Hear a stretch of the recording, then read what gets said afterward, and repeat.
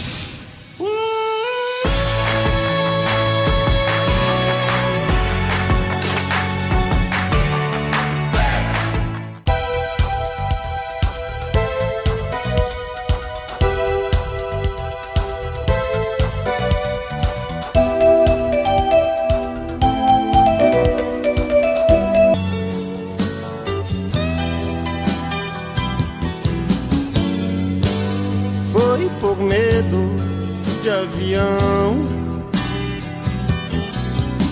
que eu segurei pela primeira vez a tua mão, um gole de conhaque, um toque em teu. Alô Piracicaba do Brasil, a gente está de novo com o nosso Néder Especial ao vivo aqui na internet. Você que está acessando o Facebook, você que está no YouTube, mais um prazer estar aqui com você. Noite de domingo, último dia do mês de abril de 2017, véspera do Dia do Trabalhador. Eu e o Ivan Galvão estamos aqui para conversar com você, para trocar ideias, fazermos juntos algumas reflexões e falarmos dos fatos que estão marcando esse domingo, começando com uma notícia triste da morte de mais um grande cantor brasileiro, um grande intérprete e compositor, o querido Belchior. Notícia triste, meu caro Ivan Galvão. Boa noite, Ivan. O Belchior é mais uma perda, uma semana depois da morte do Jerry Adriani. Hoje a notícia da morte do Belchior, que entristece toda uma nação, o Ivan. Boa noite, Alexandre Néder. Eu acho que realmente é uma grande perda para a música brasileira, para a arte. É uma voz única, né, singular, e se perde aí uma semana depois também do Brasil chorar a morte de um outro grande ídolo que foi Jerry Adriani. Agora perdemos o Belchior e é uma coisa lamentável, muito triste realmente, mas a única certeza da vida é a morte. É a morte. Então, infelizmente todos morrem, né? Olha, e o Belchior morreu sereno durante o sono e ouvindo música clássica, segundo o delegado Luciano Menezes, responsável pela investigação da morte do cantor cearense de 70 anos. Segundo o delegado, a causa da morte foi uma dissecção da aorta, rasgo da parede da principal artéria do corpo humano, causando grande perda de sangue. O corpo do Belchior foi encontrado pela sua companheira na sala de estar da casa na manhã deste domingo, e entre muitas das canções famosas do Belchior está essa que a gente soltou aí no início da abertura do programa, né? Que foi justamente aquela "Foi com medo de avião". Essa música marcou. Marcante. Hoje, inclusive, muitas pessoas disseram que essa música poderia ser dita como um encontro de Belchior com Deus, já ainda há tempos atrás, quando ele É claro que a música tem um sentido romântico de envolvimento homem e mulher, mas também serve ali para falar um pouco mais desse exercício espiritual. Muitas pessoas hoje, com a passagem do Belchior, começaram a interpretar. Esse foi a primeira vez que o Segurei na Tua Mão, começaram a fazer aí algumas comparações com uma relação com Deus, coisas espirituais. Válido também, tá? Também na ordem aí das interpretações poéticas e permissíveis e permitíveis das músicas, com toda certeza. A poesia musical, ela abre campo para muitas interpretações. Tem mais um trecho do Belchior aí, meu caro Renan? Vamos soltar mais um trechinho da música do Belchior? Vamos ouvir mais o grande Belchior.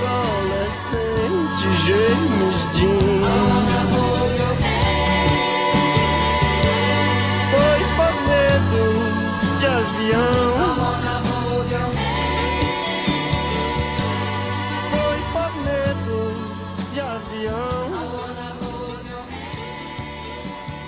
Pois é, o corpo do Belchior foi transferido para autópsia no fim da tarde de hoje, para Cachoeira do Sul, cidade a cerca de 200 quilômetros de Porto Alegre, onde constatou-se a causa da morte. De lá, ele segue para a cidade de Venâncio Aires, não é Venâncio Alves não, é Venâncio Aires. Só então será encaminhado para Porto Alegre, de onde vai partir finalmente para Fortaleza, onde deve ocorrer o velório.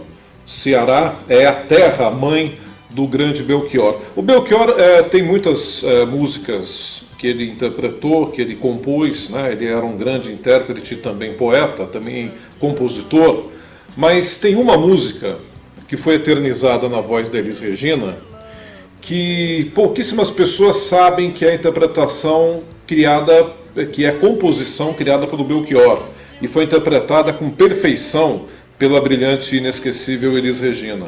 É a música Como Nossos Pais.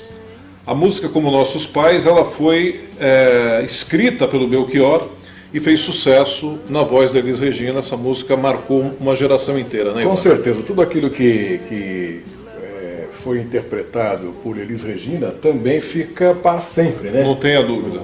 Foi uma grande estrela da música brasileira, uma grande artista, que infelizmente partiu cedo, não é?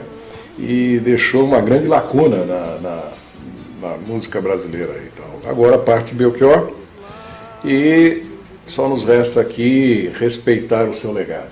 Não é? É verdade. Muito bem. Domingo que tem o Corinthians pondo uma mão e meia na taça. 3-0 em Campinas diante da Ponte Preta, primeiro jogo da final do Campeonato Paulista. 2 gols do Rodriguinho, um gol marcado pelo... Meu Deus, deu branco em mim? Deu branco? Jadson, claro, Jadson. Aliás, os dois melhores jogadores do Corinthians, né? O Rodriguinho e o Jadson marcaram hoje.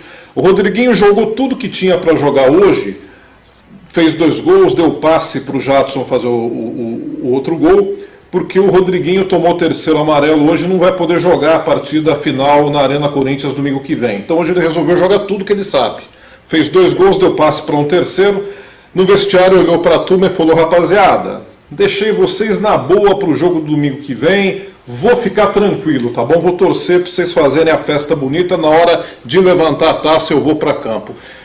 Será que já dá para antecipar a comemoração? Não, né, Ivan? É cedo, né? Olha, eu não acho que se deva comemorar nada antes de acontecer, mas, Alexandre, ficou muito claro quem é que é o campeão paulista e quem merece. Na verdade, o Corinthians, como diriam os cronistas esportivos, sobrou em campo. Né? Sobrou em campo. Então não tem como... eu acho que é irreversível. Agora, ter a humildade para não tripudiar sobre o cadáver insepulto da Ponte Preta, né? Para não tirar não empanar o brilho dessa vitória. Né? Eu acho que é importante a gente saber quem foi o melhor. O Corinthians teve todos os méritos, a Ponte Preta realmente só cumpriu, foi coadjuvante. Né? Eu acho que é isso, mas parabéns a vocês, corintianos. A Ponte Preta, ela tirou o Palmeiras e tirou o Santos do campeonato. Primeiro eliminou o Santos, depois eliminou o Palmeiras e foi para a final contra o Corinthians. Merecidamente, a Ponte Preta ela chega a essa final com muito brilhantismo, mas eu acredito que pesa muito nas novas gerações que vestem a camisa da Ponte Preta. Aí o gol do Corinthians, o primeiro marcado pelo Rodriguinho, troca de passes, triangulação do Corinthians, e o Rodriguinho fez 1-0. Aí o segundo gol do Corinthians, o Rodriguinho carregou, limpou, tocou para o Jadson, Jadson fez um golaço. O jeito que o Rodriguinho carregou a bola foi coisa cinematográfica, né? O Rodriguinho realmente, ele é um jogador fabuloso, tem crescido muito no Corinthians e está realmente também na lista do Tite. Aí o terceiro gol do Corinthians, também marcado pelo Rodriguinho. Esse gol sepultou a Ponte Preta, na minha opinião. Eu respeito muito a Ponte Preta, o torcedor de Campinas, mas esse gol realmente foi um gol que decretou, para mim, a conquista para o Corinthians. Porque o jogo de volta vai ser muito difícil para a Ponte Preta reverter isso. Com certeza, não tem como você fazer esse tipo de partida. Olha, a Ponte Preta, é a minha opinião, a opinião de quem viu, como uma pessoa que gosta de ver só, mas não entende. Acho que a grande chance da Ponte Preta foi há 40 anos atrás, de ser campeão paulista, porque ali tinha um Corinthians que há 23 anos não ganhava um campeonato, estava com muita sede, muita vontade, e a Ponte Preta também tinha um grande time, uma grande equipe, perdeu ali. Não tem como ganhar mais, porque hoje, sabe, o futebol ele está completamente diferente, a estrutura é outra. O Corinthians é uma grande equipe, tem camisa, tem uma grande torcida. Então, realmente, eu com todo o carinho e respeito pela Ponte Preta, mas infelizmente não vai dar. É o Corinthians e São Paulo, Itaquera vai estar em festa no domingo. Tá certo, é isso aí mesmo. Também acho que vai ser festa corintiana. Aí o gol do Jadson, que bela jogada, né? Olha o que fez o Rodriguinho, olha. Carregou, driblou, passou. E o Ronaldo Fenômeno estava na arquibancada, não, estava no camarote lá do Moisés Lucarelli. O Ronaldo Fenômeno vibrou com esse gol, torceu muito pelo Corinthians. O Ronaldo virou corintiano, né? Faz tempo. Ele realmente vibrou com esse belo gol marcado pelo Jadson, num show de bola do Rodriguinho. Aliás, hoje o time todo do Corinthians fez uma boa partida. O Corinthians entrou em campo com 8 jogadores pendurados, 2 receberam amarelo, o Gabriel e também o próprio Rodriguinho não vão jogar na última partida. Estarão de folga no próximo vontade de folga. Durante a semana, o técnico do Corinthians, o Fábio Carilli, foi perguntado sobre qual seria a tática que ele estaria implementando para esse jogo, né? Se ele de repente colocaria em campo algum jogador diferente para poupar esses atletas que estavam pendurados e tê-los no jogo final na Arena, em Itaquera, ou se ele ia jogar com a força máxima. Ele disse o seguinte, que ia jogar com a força máxima esse jogo de Campinas. E o Carilli acertou, porque ele tinha que fazer o resultado em Campinas, né? Com certeza. E fez o resultado. Agora está difícil para a Ponte Preta, tem que fazer 3 gols no Corinthians para levar o jogo para os pênaltis, ou 4 gols seguidos de diferença para poder ser campeão. Olha, foi um jogo gostoso de se ver, uma partida leve, com poucas faltas, né? Uma coisa assim. Aconteceram 2 cartões, obviamente, mas foi uma coisa gostosa de ver. Eu tive vontade de assistirmos juntos o jogo. Exatamente. Foi uma alegria, mas eu acho que agora corre para o abraço, né? É só comemorar. E a gente realmente vai falar mais a respeito ainda hoje dessa partida, dessa vitória do Corinthians 3-0. Muita gente mandando aqui a sua mensagem. Deixa eu ver aqui as mensagens dos amigos que estão chegando aqui pelo WhatsApp, também pelo Facebook. O Maurício e a Priscila, Maurício Ribeiro, sua esposa Priscila. Um abraço ao amigo Renan, aí na técnica. O Maurício e a Priscila também mandando. Boa noite, Ivan. Boa noite, Alexandre Neder. Estamos ligados. Um abraço a você, querido Maurício, querida Priscila. Maurício sempre com a gente. Grande jornalista Maurício Ribeiro. A Maria Aparecida Rossi Galvão, você conhece a Maria Aparecida Rossi Galvão? Eu já ouvi esse nome, já. Né? É esposa do Ivan, viu? Por isso que eu pego no pé dele sempre. Na audiência também, boa noite. Salve o Corinthians! Salve o Corinthians, Cida! É isso aí. Antônio Cláudio Fischer me avisando que era o Jadson, né, que fez o segundo gol. Fischer, Tranquilo, Fischer? Domingo que vem, aquela coisa mais cadenciada, né? Nosso querido Fischer sempre com a gente. Bom, Maurício, Priscila, o Roberto Cláudio também na audiência aqui do nosso Néder Especial ao vivo. Quem mais está aqui? Deixa eu ver. O nosso querido Walter Sperati, Djanira e Carlos Roberto Gramático, sempre com a gente na audiência. Um abraço para vocês. Daqui a pouco vamos voltar a falar do Corinthians e da Ponte Preta, mas agora a gente vai falar também das polêmicas da semana, que nós vamos repercutir de novo. Eu falei ontem aqui a respeito da situação política nacional e a gente percebe que está tendo aí uma certa repercussão essa situação que envolve as delações, essas famosas delações premiadas. Delações que estão sendo feitas pelo juiz Sérgio Moro e que estão revelando esquemas inimagináveis, meu caro Ivan Galvão. A última informação aqui é justamente referente aos depoimentos com relação ao ex-presidente Lula. O Odebrecht teve, através dos seus executivos, algumas falas que comprometem bastante o ex-presidente Lula. Mas dentro dessas situações todas, a gente entende que mudou hoje um pouco a cara da política nacional as delações, porque antes nós tínhamos muita pouca possibilidade de punição aos políticos. E hoje as delações mostram provas, mostram evidências e estão realmente fazendo com que as coisas alterem-se bastante. É isso mesmo, Ivan? Como é que você enxerga esse caso? Na verdade é bem assim, né? É claro que se você tem uma situação que vai se acumulando, delações, provas, uma série de testemunhas fazendo seus depoimentos.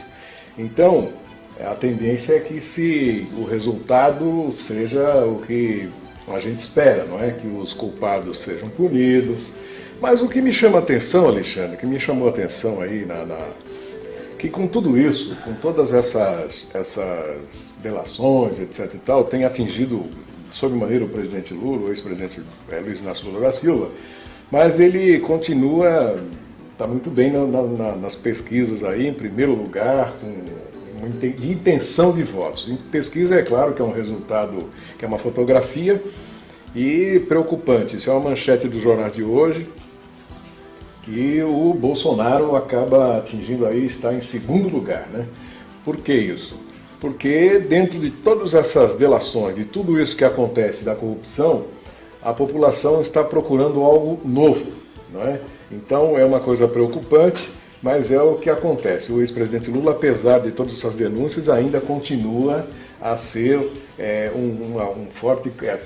continua a ser uma forte liderança e é candidatíssimo aí para 2018, caso não haja alguma coisa no caminho que possa impedi-lo, não é? Só para informar o nosso amigo e amiga que estão nos assistindo, nós estamos com um problema com a transmissão no Facebook. Nós estamos nesse momento somente sendo assistidos pelo YouTube. Você do Facebook vai ter acesso a todo esse programa, a gravação toda. Logo, a gente vai disponibilizar para você na linha do tempo minha, Alexandre Néder, e também na linha do tempo do Néder Especial. Mas, a qualquer momento, a gente vai voltar a transmitir ao vivo também pelo Facebook. Um pequeno problema técnico, por enquanto estamos só no YouTube.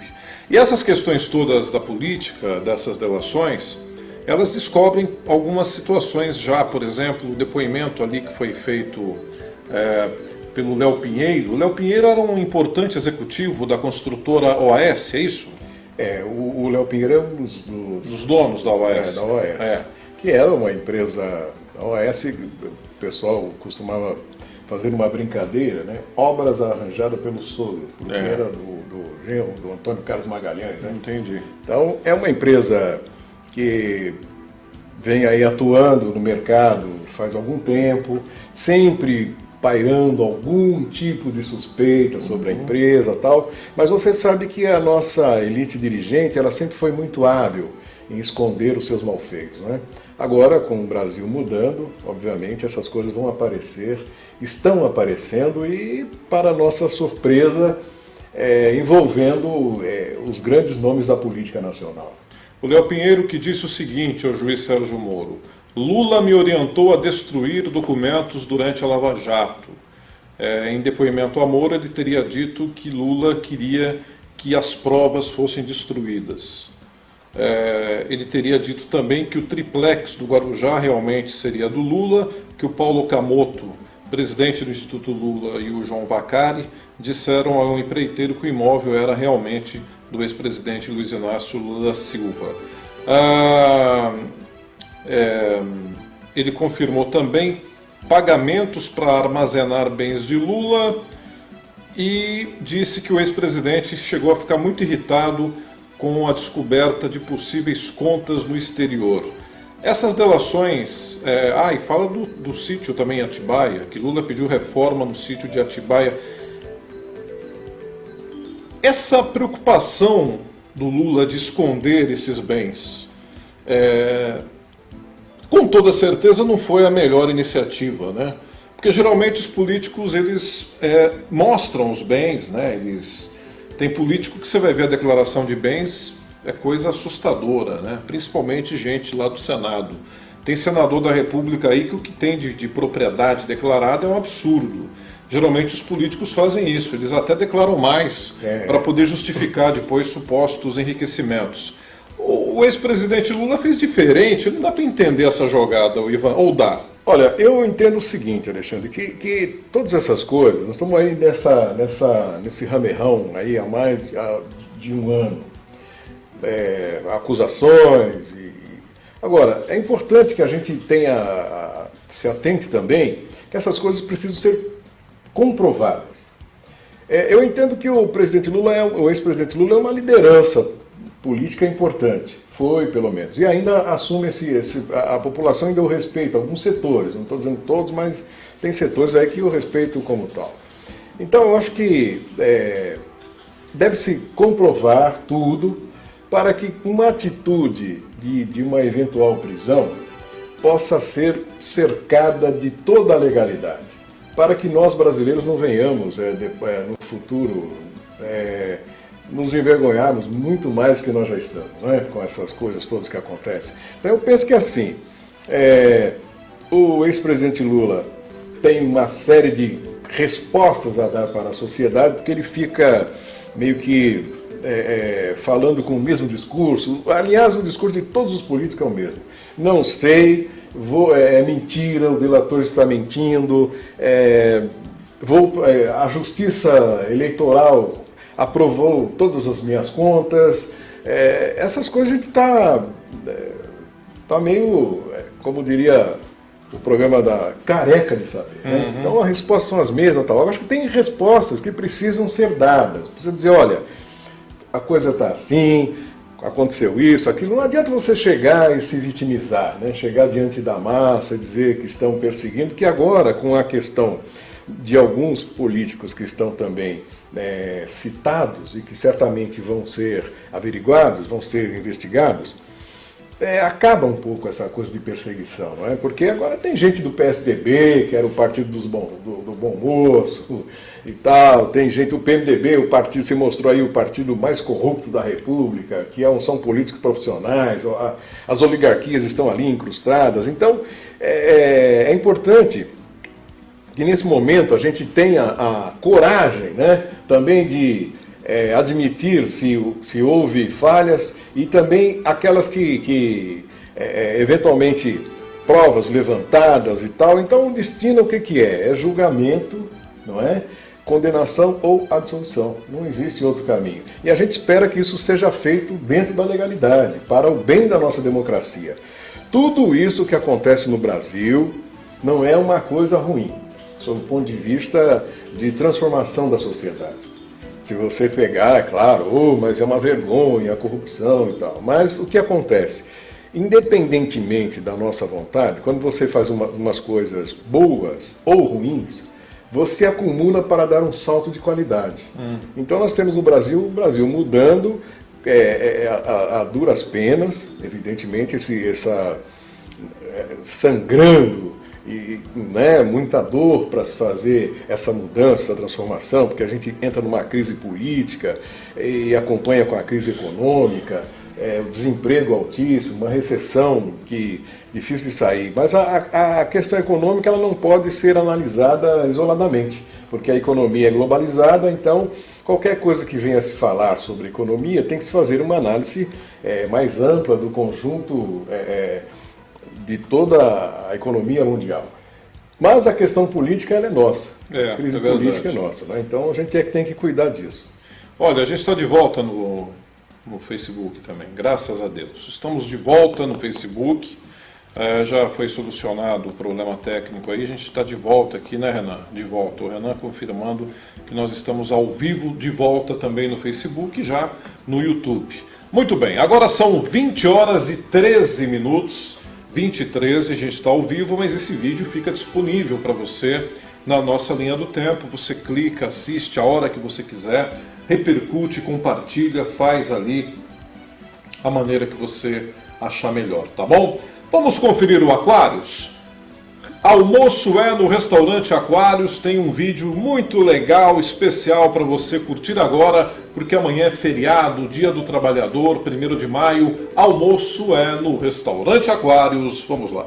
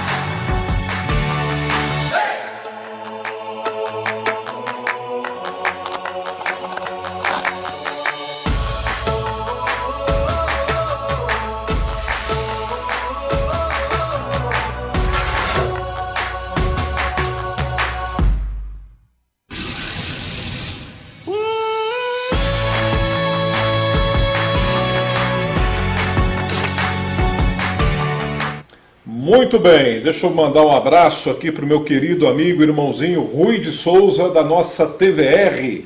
O Rui assistindo também essa live, gostando muito. Um abração para você, viu, Rui? Vamos estar juntos aí, sempre. A Maria Aparecida de Toledo Vicente, no distrito de Anhumas, mandando um abração. Boa noite a você também, minha querida amiga, a toda a família, minha querida Marisa Vicente, a toda a família aí em Anhumas, nosso querido distrito de Anhumas, um lugar muito especial que eu particularmente tenho um carinho enorme lá por Anhumas. Muito bem, vamos continuar seguindo por aqui as informações. Vamos pôr um pouco mais de pimenta nessa nossa conversa, meu caro Ivan Galvão. As pessoas às vezes falam que a gente só fala de política, mas é que esse assunto está na pauta, né? Está na pauta. Assim como o Corinthians, a gente vai falar do Corinthians daqui a pouco também. Mas assim, talvez o que mais tenha chamado a atenção do brasileiro foi a declaração do Léo Pinheiro, que dá conta de que Lula teria o orientado a destruir documentos durante a Lava Jato. O site O Antagonista traz a informação que, em depoimento de mais de 3 horas a Sérgio Moro, Léo Pinheiro disse que Lula orientou a destruir documentos durante a Lava Jato. Segundo a revista Veja, a destruição de evidências foi discutida com o Lula em um encontro sigiloso em maio de 2014, quando a Operação Lava Jato ainda começava a vasculhar o propinoduto do Petrolão. E agora? Será mentira? Ou será evidências fortes de que realmente há complicações aí vindo por aí? Olha, um delator, quando ele faz um acordo de delação, primeiro, ele não pode mentir. Ele não pode apresentar, ele não pode dizer mais do mesmo, não pode ser a mesma coisa que o outro já disse, tem que ser trazer um fato novo. Tem que acrescentar algo, assim que se negocia essa, na verdade essa colaboração premiada, não é? É. E tem que apresentar provas, tem que apresentar as provas. Então eu não acredito que alguém chegue diante de um juiz e levianamente comece a fazer acusações, sem nenhuma prova, sabe? Olha, o presidente me disse isso, me disse aquilo. Deve haver aí essa prova. Eu acho que deve haver. O ex-presidente Lula já está indiciado em 5, réu em 5 inquéritos, penta, não é?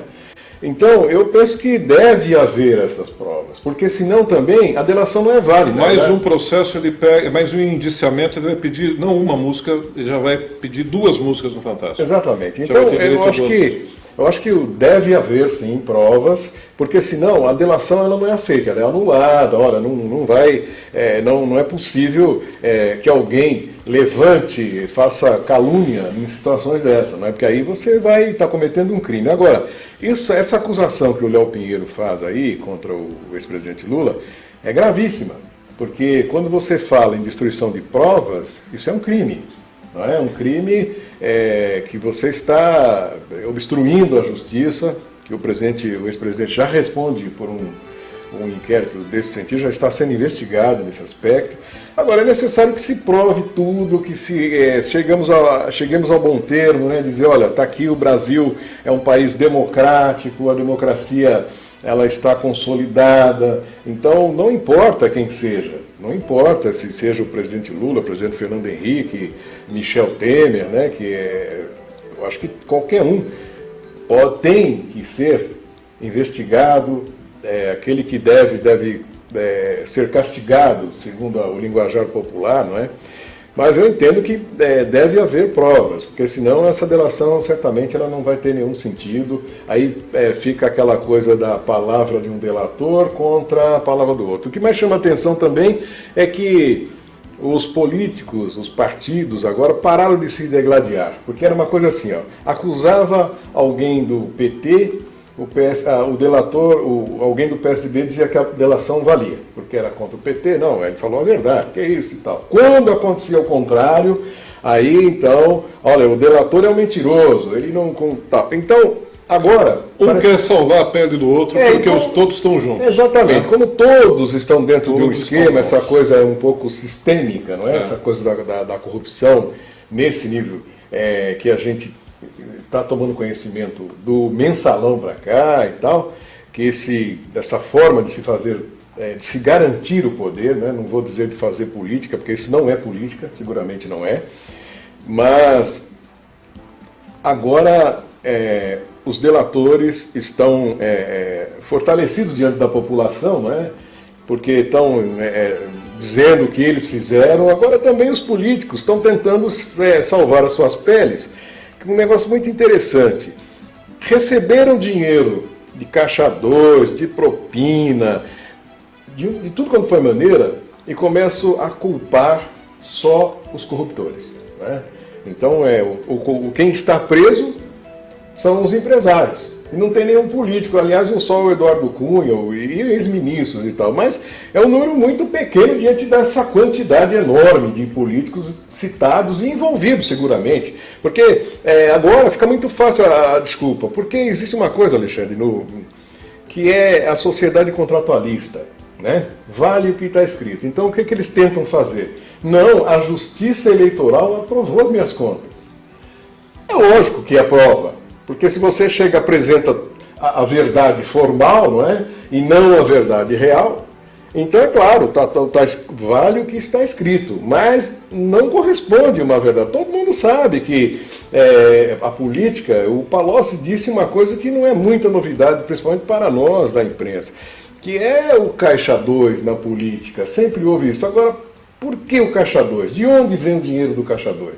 De onde vem o dinheiro do caixa 2? É da tráfico de drogas, tráfico de armas, da corrupção, do desvio do dinheiro público, porque senão não precisaria ser caixa 2, sonegação fiscal, porque senão não teria sentido você ter um caixa 2. Ora, tudo legalizado, não teria problema nenhum. Então, os nossos políticos, na verdade, atuavam com muita tranquilidade nesse aspecto, acreditando na impunidade que agora mudou. É isso que está mudando no Brasil. E as pessoas nunca entenderam aquelas campanhas milionárias. Como é que o sujeito vai gastar 4 milhões de reais numa campanha política para vereador, para deputado? 4 milhões, 5 milhões de reais. Como é que ele vai gastar essa dinheirama, essa fortuna, se vai depois ganhar por mês 10, 12, 13, até 20 mil reais, 25, 22 mil reais por mês? Como é que se justifica, essa era a grande dúvida que se tinha, como é que se justifica essas campanhas milionárias se juntar o salário do cara durante os 4 anos de mandato, não vai dar nem uma pequena parcela do custo da sua campanha eleitoral. As pessoas não entendiam isso, hoje as pessoas já estão entendendo. O Brasil está mais esclarecido com relação a essas falcatruas todas. Hoje a gente já sabe por que o sujeito tem grana para fazer campanha de 5, 4 milhões, para ganhar depois 15, 20, 22 mil reais por mês. Hoje, esse mistério, que para muitos era algo natural, mas é assim mesmo. Tá, calma. É assim mesmo como? É assim mesmo o quê? Existia todo um mistério por trás disso, e esse mistério está sendo desvendado agora, não tenha dúvida alguma disso. E o que preocupa, Ivan, é a questão do encaminhamento que o brasileiro vai ver a partir de agora. Que encaminhamento nós vamos ter? Vamos ter de fato uma reforma política que interessa à população brasileira? Ou vamos ter aí uma falcatrua, mais uma enganação, como essa questão do voto em lista fechada, essa questão de se trabalhar uma proposta que vai apenas beneficiar aqueles que estão querendo, na verdade, se reelegerem, sabendo que vão encontrar a resistência da população nas ruas. Eu queria aqui citar o movimento Vem Pra Rua, que é um movimento muito importante, saudável, digno, que está sendo cada vez mais encampado com o apoio da grande nação brasileira. O Vem Pra Rua defende a não reeleição de políticos.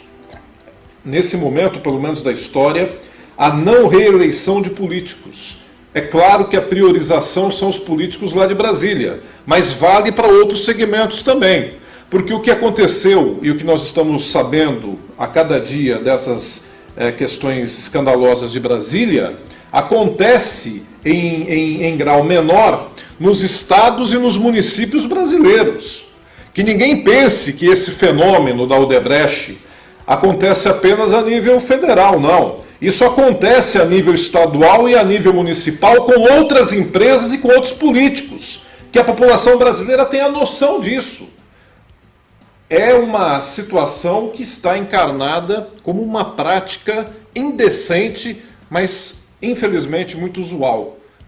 Tudo bem, isso está descoberto, já está sendo denunciado. Qual o encaminhamento que vai ser feito a partir de agora? Eu acho que o início disso, desse encaminhamento, poderia ser a prisão desses políticos, que alguns já foram presos, né?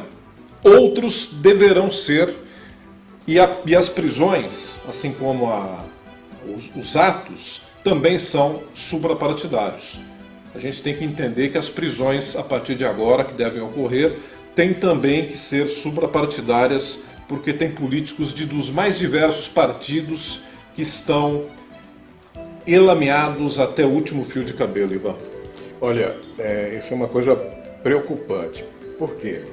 Todas as ações de partidos, dos grandes partidos, das lideranças políticas, das oligarquias, salvo raras e honradas exceções, estão trabalhando com muita intensidade para implodir a Lava Jato. Esse é um fato. Todas as ações que se fazem, discursos dos políticos, eu só estou inventando um ufanismo, né, para dizer sobre o Caixa 2, né, que é falsidade ideológica eleitoral. É uma coisa muito bonita, uma expressão interessante, que é um ufanismo para esconder um crime, né? Porque Caixa 2 é crime. Sim. Então, o que está se fazendo em Brasília, que tem poder judiciário, poder legislativo e o executivo, aí tentando trabalhar no sentido de implodir a Operação Lava Jato. Existe até alguma coisa em os bastidores, dizendo o seguinte: a Lava Jato vai ser cancelada, vai ser anulada, como foi a Operação Satyagraha, que o delegado Protogeno, por ilegalidade, por não colher provas de forma ilegal e tal, está exilado do país, o procurador foi expulso da procuradoria, o juiz está afastado, está num aquário, cumprindo uma punição. Então, os políticos que têm o poder, têm a legitimidade através do voto, que é uma coisa um pouco difícil do eleitor entender, do cidadão entender, mas o que legitima toda essa quadrilha que está no Congresso Nacional, que nós estamos vendo, é exatamente que eles receberam um mandato popular. Não é? É um momento difícil da política nacional. O Brasil continua, como disse ainda na década de 30, o ex-chanceler brasileiro Oswaldo Aranha, que disse que o Brasil é um deserto de homens e de ideias. E nós continuamos nisso. Passaram aí mais de 70 anos, 80 anos, e a gente continua patinando, sem achar o estadista, sem ter um plano de desenvolvimento nacional, sem ter um projeto de nação, sem ter absolutamente nada. O que nós observamos, desde a redemocratização do país, são projetos de poder. É verdade. Né? Tanto de um lado esquerdo como do lado direito, essas balelas que eu não gosto muito, você sabe que não me agrada, esse tipo de debate, mas é o que nós observamos. Você pega um lado, então ele tem um lado de salvar a pátria, se discute só a economia, o mercado financeiro, né? Não se discute os problemas sociais, não se discute a educação de forma como deve ser, que modelo que deve atingir, muito pelo contrário. A esquerda só tem um projeto de poder, a direita tem um projeto de poder, e o povo pagando a conta sem... O povo pagando a conta sempre, né? Sempre pagando a conta. Aliás, a questão de esquerda e direita, que o povo quer, na verdade, é eficiência, é honestidade, é visibilidade de caráter. O que o povo quer é justamente alguém que crie um projeto de desenvolvimento com justiça social. É o sonho do brasileiro, né? Essa coisa de ideologia é importante, mas o que é mais importante do que isso, sem dúvida alguma, são os resultados e aquilo que a população sente, na verdade, como algo que está mudando para melhor. Coisas que estão faltando realmente, esses sentimentos há muito tempo a gente não tem.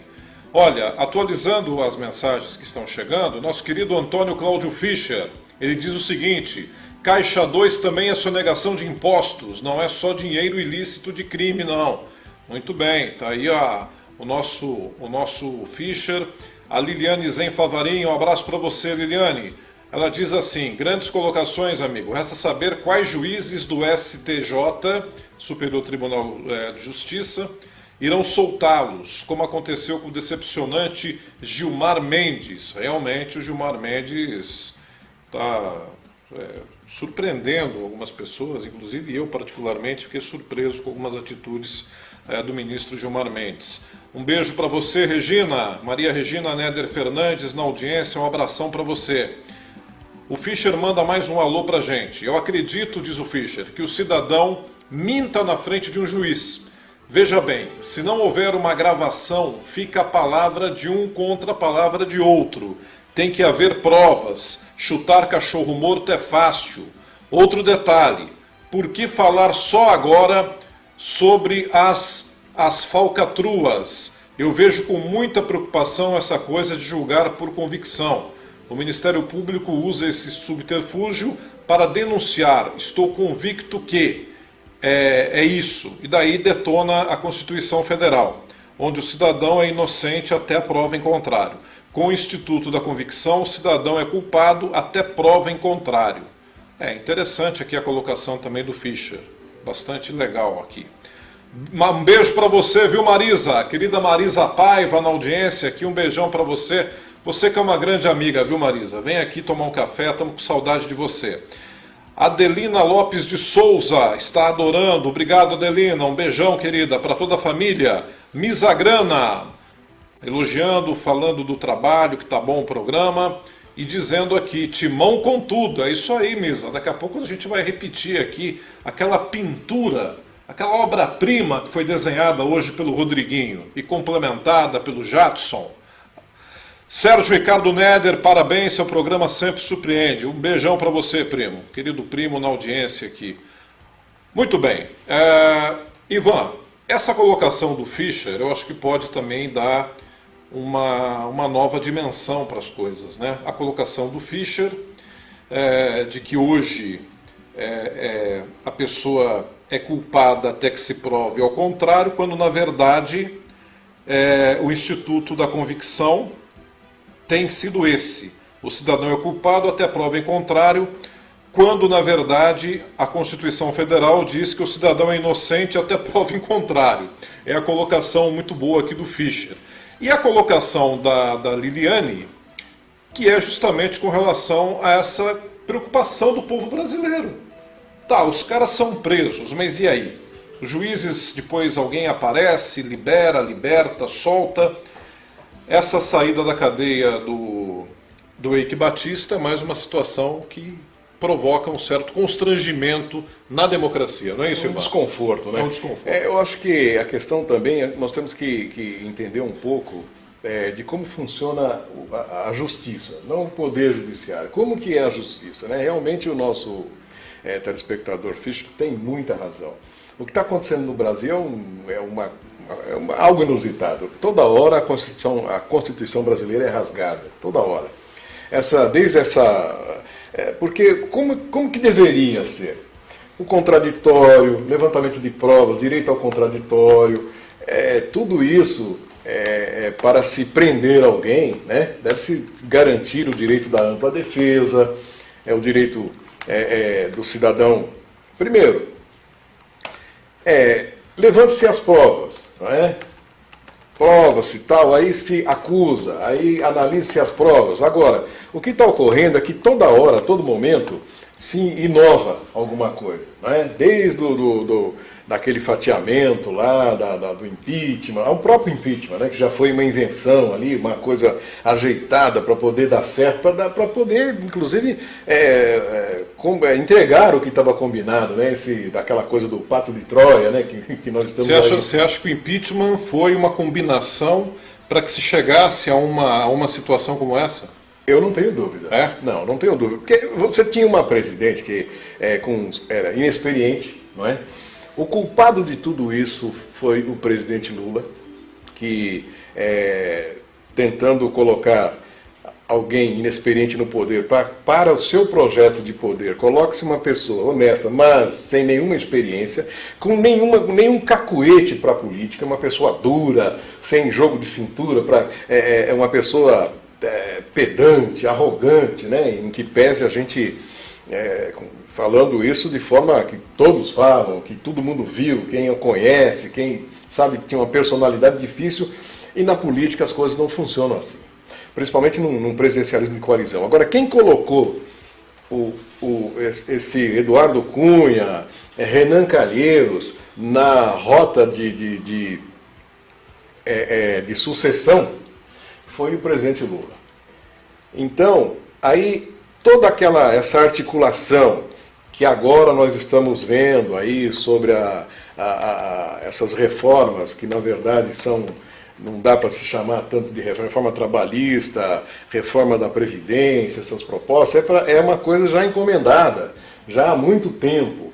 Então, e a Lava Jato, todos sabiam, em Brasília todo mundo, jornalistas, os corredores, os bastidores do Congresso, nos sanitários, no cafezinho, todos sabiam que tinha muita gente envolvida. Porque quando aparece na TV, as coisas dos bastidores já estão rolando, as ações que vão ser tomadas, olha, vamos fazer tal coisa, façamos isso para poder... Então é uma briga de quadrilha, então. Exatamente, uma briga de quadrilha. Uma briga da quadrilha que saiu com a quadrilha que entrou, seria isso?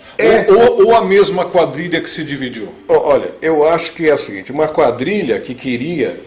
É uma quadrilha que se divide, na minha perspectiva. Veja bem, você tem, isso aconteceu, inclusive, essa nossa elite dirigente, ela é assim, sempre, a direita brasileira não é como, um dia desse eu fui a um lançamento de um livro de um jornalista mineiro, o Plínio Braga, que lançou um livro sobre Tancredo Neves. É um livro maravilhoso, um livro que é uma biografia.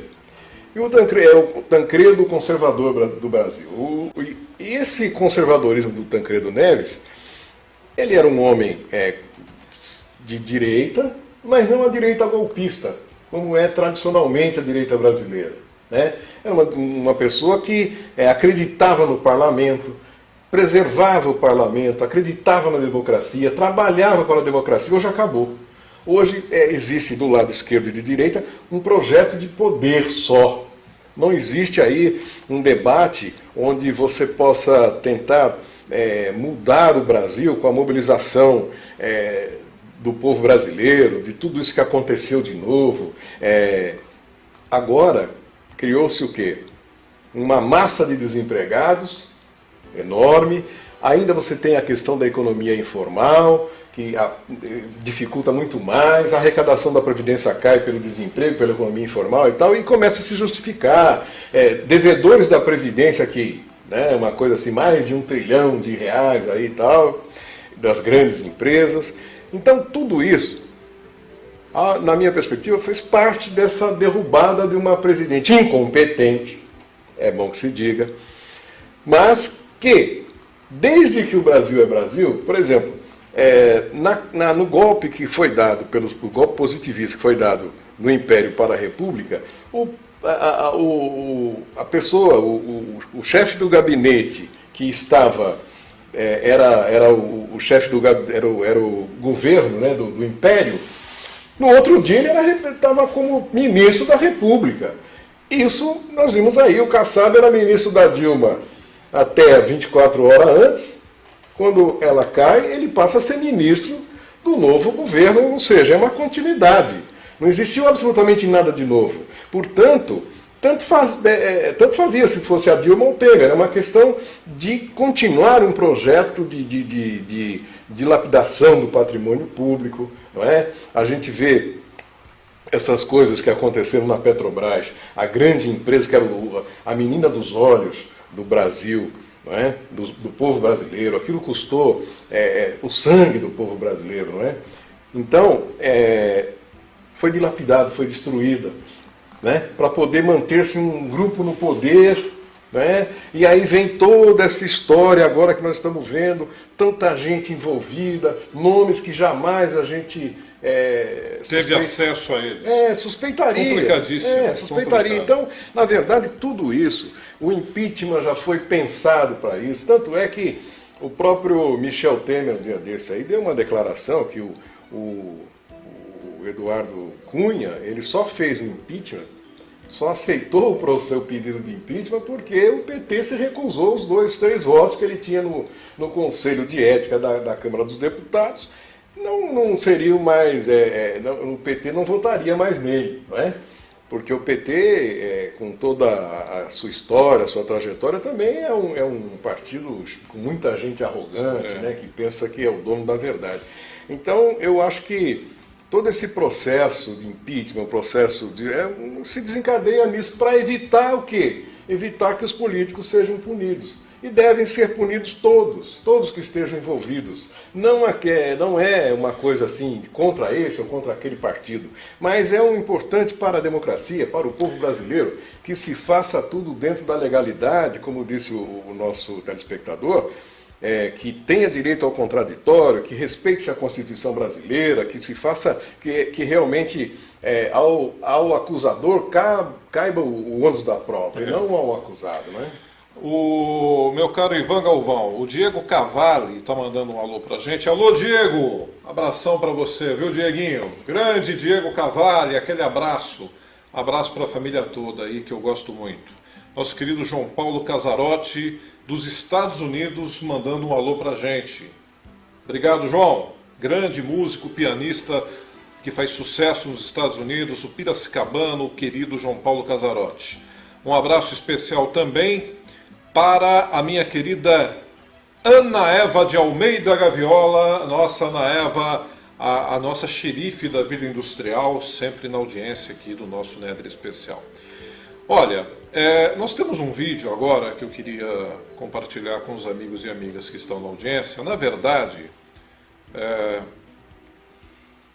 a gente tem aqui algumas convicções conjuntas e os nossos pontos de vista, às vezes, são um pouco diferentes em alguns aspectos. Eu realmente acho que o impeachment foi algo importante e foi necessário, devido ao alto grau de corrupção e de formação de quadrilha que estava instaurada pelos dois últimos governos.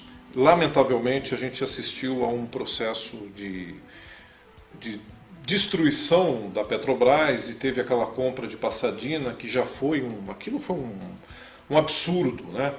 E os mais de 13 milhões de desempregados, que foram também motivados por uma situação extremamente traumática da nossa economia, enfim, problemas estruturais da política, enriquecimento ilícito. Ivan, eu honestamente, eu acho que ontem até a gente dizia aqui, questionando aqui uma situação que foi colocada, que talvez o PT seja um alvo maior dessas críticas de corrupção, por justamente o PT, desde o seu surgimento, ter dito que era diferente, ter dito que era ético, ter dito que era moralmente perfeito, ter dito que era um partido de bases trabalhadoras, de raízes populares, e de repente toda essa estruturação foi utilizada para o enriquecimento ilícito, o que é uma pena.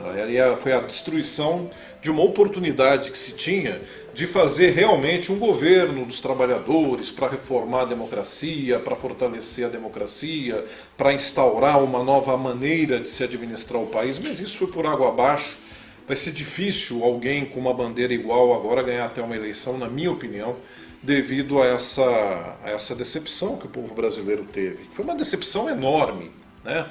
E hoje nós percebemos as acusações em que o Lula é alvo, e algumas provas sendo trazidas à tona. A gente tem a seguinte sensação de que é de fato um grande ilusionista, que usou toda aquela sua estrutura de convencimento para se autopromover no sentido da grana. E é o que aconteceu, pelo menos até aqui, nessas declarações todas que vêm sendo prestadas, nas delações premiadas, enfim.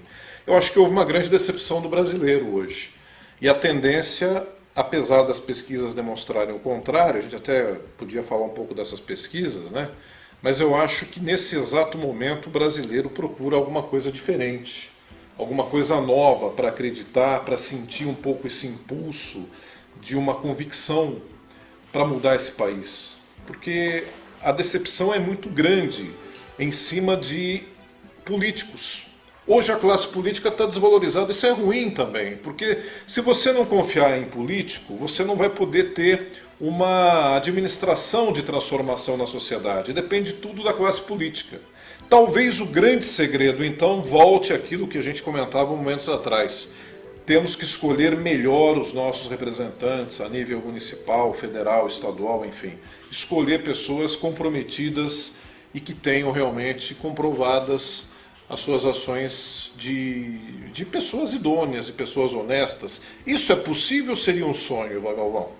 Olha, eu não acredito nessa possibilidade, até porque nós não estamos falando, quando nós falamos de política, de político, de maneira geral, nós não estamos falando de escolher alguém para algum beato, ou não estamos falando de alguém que está de monges em convento, em mosteiros, nós não estamos falando disso. Sempre a corrupção, ela é uma possibilidade humana. Onde tem um ser humano, sempre há uma possibilidade de corrupção. O que ocorre é que, numa democracia, a participação do povo, o interesse pela política, ela tem que haver. Porque é o que toma conta, porque você põe um grupo que toma o Estado, que tem o direito de fazer leis, que tem o direito de julgar, de prender, de soltar, isso não tira a sua condição de ser humano. E aí é que pega. Eu me lembrei agora, quando você falando aí, você falava de que o discurso do PT era um discurso pela ética, pela moralidade pública, por essas coisas todas. E eu, com alguns colegas, às vezes via corrupção lá no Partido dos Trabalhadores, que se dava lá, por exemplo, alguma cidade do Nordeste. Alguma cidade bem retirada dos grandes centros, aí onde a política pulula de uma outra maneira. Então, logo, é impossível você garantir, quando via-se aquele discurso do Partido dos Trabalhadores, José Dirceu dizendo que não era já não dava para acreditar, até porque, Alexandre, não é possível você garantir que na sua igreja não tem adúltero. Não é?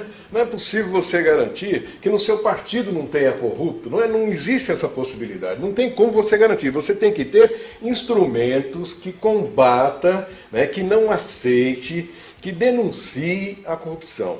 Nós não estamos procurando monges, mas nós estamos procurando pessoas que, no mínimo, não estejam processadas, que não estejam denunciadas por isso ou por aquele tipo de crime, para tomar conta das coisas públicas. Só fazendo um parênteses, não precisa ser monge, mas também não precisa ser filhote do Al Capone, né? Exatamente. Nós temos que ter pessoas que você vai ocupar um cargo público. Poxa, então o princípio da administração pública é a impessoalidade, a probidade, a moralidade, né? Agora, se escolhe alguém porque tem voto no Congresso. Não interessa se ele está denunciado ou não. Isso aconteceu, tá aí o governo. Aí eu prefiro chamar de desgoverno, né? Está aí o desgoverno do Temer, com ministros denunciados, outros. E está aí, até o próprio presidente citado, não é? Então, você vai vendo que parece uma coisa muito particular. Pegaram as coisas do Estado e disseram, isso aqui é nosso. Não temos que. Brasília não está mais preocupada com o povo brasileiro. Não tem mais uma preocupação. O Congresso não está mais legislando para o povo. Muito pelo contrário, legisla sempre a favor de um grupo econômico. Olha, nós descobrimos agora que estavam vendendo medidas provisórias para o Odebrecht, para os grandes conglomerados aí, financeiros, etc. e tal. Então, é contra isso que nós devemos combater, porque não vai adiantar, você muda o partido, esse partido não existe isso.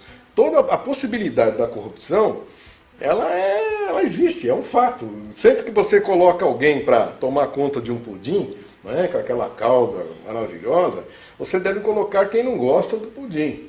Porque se você colocar alguém que gosta e deixar ele lá sozinho, olha, não tem ninguém aqui vendo, eu vou... rapaz, a turma se lambuzou com esse pudim, hein, Ivan Galvão? Com certeza. Lambuzaram com o pudim, rapaz. Olha, eu dei uma afastada na cadeira aqui, tomei uma bronca aqui da produção, desculpa aí, viu? Ainda bem que eu emagreci, né? Ainda bem que eu tô mais magrinho. Já pensou se eu tivesse emagrecido, ia fazer mais barulho ainda, viu? A minha amiga Liliane Zen Favarim manda o seguinte raciocínio aqui pra gente. Com relação ao assunto discutido e sobre as futuras eleições e todos os envolvidos, não seria mais prudente não se votar mais nenhuma pauta que envolva-os, como foro privilegiado, reformas da Previdência, reforma trabalhista, pois com o intuito de se proteger acabam aprovando assuntos do seu interesse.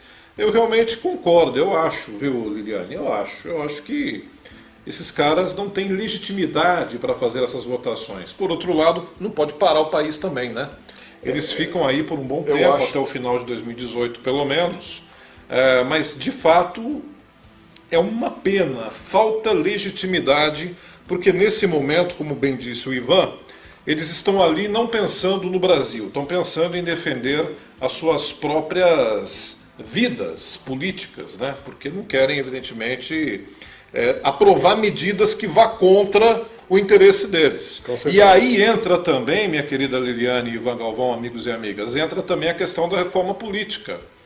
Como é que você vai aprovar uma reforma política que seja boa para o povo se vai atrapalhar a classe política? Essa é uma outra situação.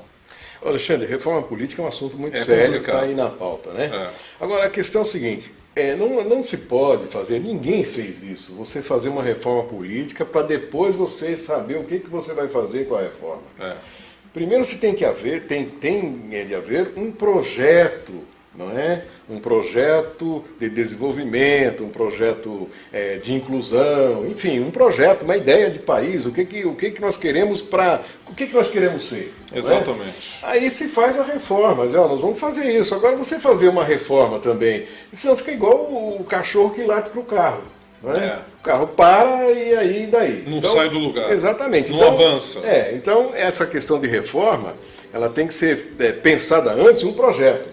Aí se faz, é igual o dinheiro da educação.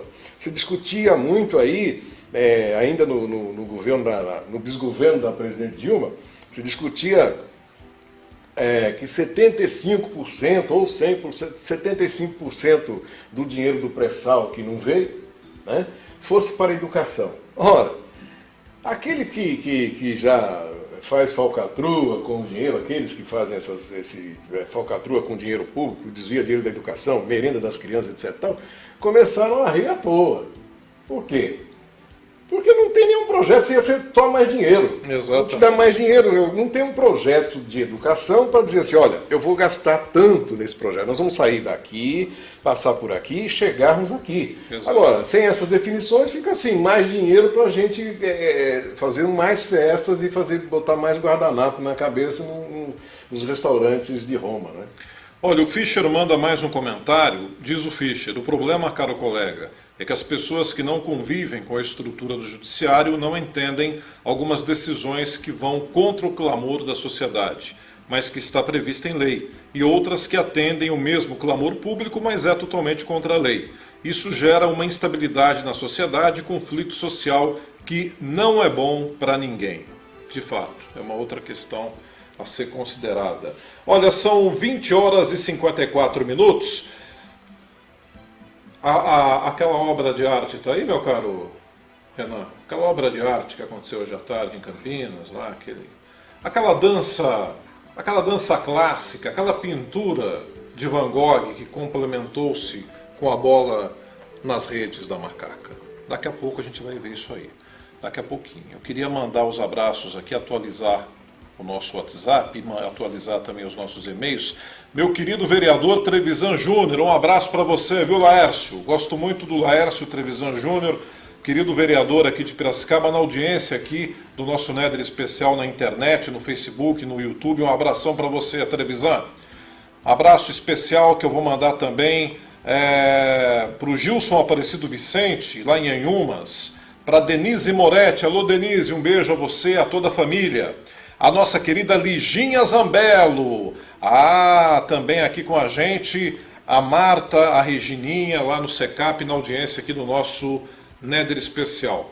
Bom, é o seguinte, Campeonato Paulista, vamos rever os 3 gols da vitória do Corinthians, 3-0 para cima da Ponte Preta, primeira partida da final do Campeonato Paulista, o jogo foi em Campinas, no estádio Moisés Lucarelli, Ronaldo Fenômeno estava lá, no camarote do estádio Moisés Lucarelli, fizeram lá um camarote hoje lá para o Ronaldo estrear o camarote, mas foi muito boa a presença do Ronaldo. Olha o gol do Corinthians, o primeiro, triangulação perfeita, gol do Rodriguinho, goleiro Aranha não conseguiu impedir esse chute do Rodriguinho, teve comemoração ali, um cara da Ponte Preta estava perto do grupo do Corinthians lá, tomou uma ombrada lá, acho que foi o Fábio Ferreira, o zagueiro, né?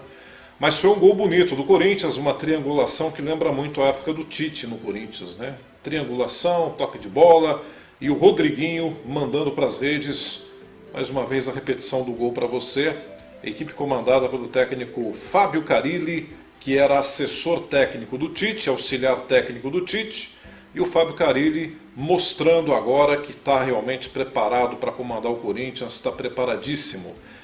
Começou no chute do Cássio, né? O Cássio mandou a bola para a área e tal. Aí o Rodriguinho, olha o que o Rodriguinho fez. Passou para o Jadson, Jadson complementou para o gol, 2-0 Corinthians. Vamos rever de novo a construção da jogada, o que fez o Rodriguinho, minha gente. É bonito ver o futebol brasileiro com problemas de novo aqui no Facebook, viu? Caímos no Facebook. Mas é bonito ver o futebol brasileiro de novo, revelando grandes jogadores, craques, né? Como esse rapaz. Olha só o que ele vai fazer. Pegou a bola pela esquerda, carregou, passou por um, passou por dois, passou por três. Aí ele tocou de categoria, o Jadson foi lá, meteu para o barbante, 2-0 para o Corinthians. E aí já estava uma situação difícil sendo construída para a equipe da Ponte Preta, né? Uma situação realmente complicadíssima para o jogo de volta, mas daí teve o terceiro gol. Cruzamento da cobrança do escanteio. De cabeça quem? Ele, Rodriguinho. Rodriguinho faturando, Corinthians 3-0 para cima da Ponte Preta em Campinas, no Moisés Lucarelli. Vitória maiúscula do Corinthians, vai dar dificuldade demais para a Ponte Preta. Vai ser difícil reverter esse resultado. A Ponte Preta tem que fazer 3 gols para ir para pênalti e tem que fazer 4 para ser campeã, né? Só que tem um detalhe, não adianta fazer 3 gols e o Corinthians fazer 1, daí a Ponte Preta não consegue passar. A Ponte Preta não consegue passar, não consegue ser campeã, né? Agora é a decisão do título.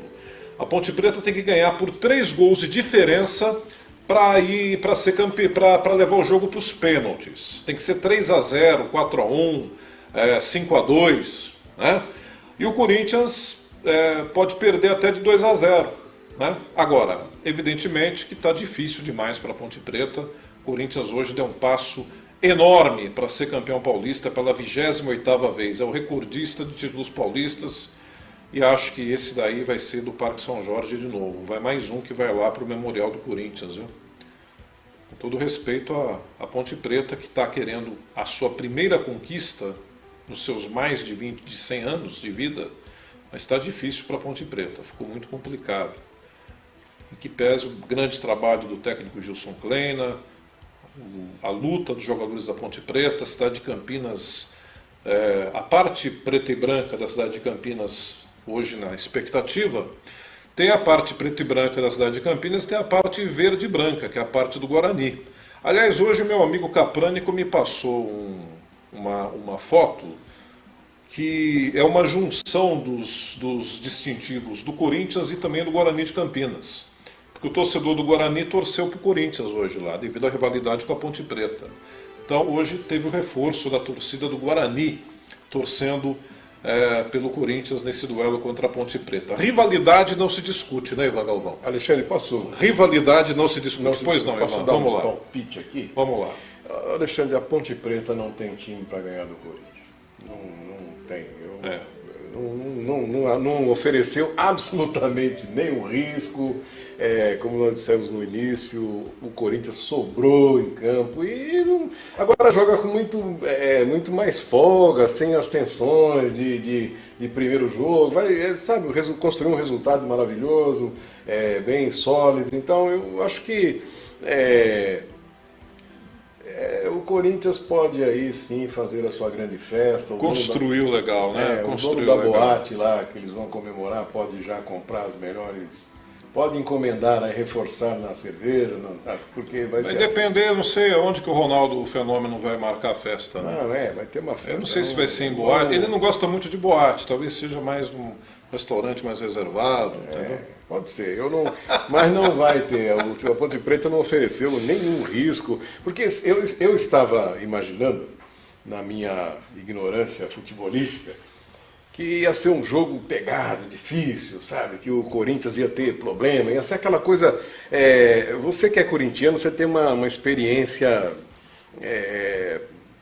já viu várias decisões do Corinthians, sabe aquela coisa que assim, para o Corinthians a vitória é sempre mais difícil. Né? É verdade. Mas hoje não se deu assim, né? Hoje não foi isso e já está consolidado. Parece que não vai ter mais jeito.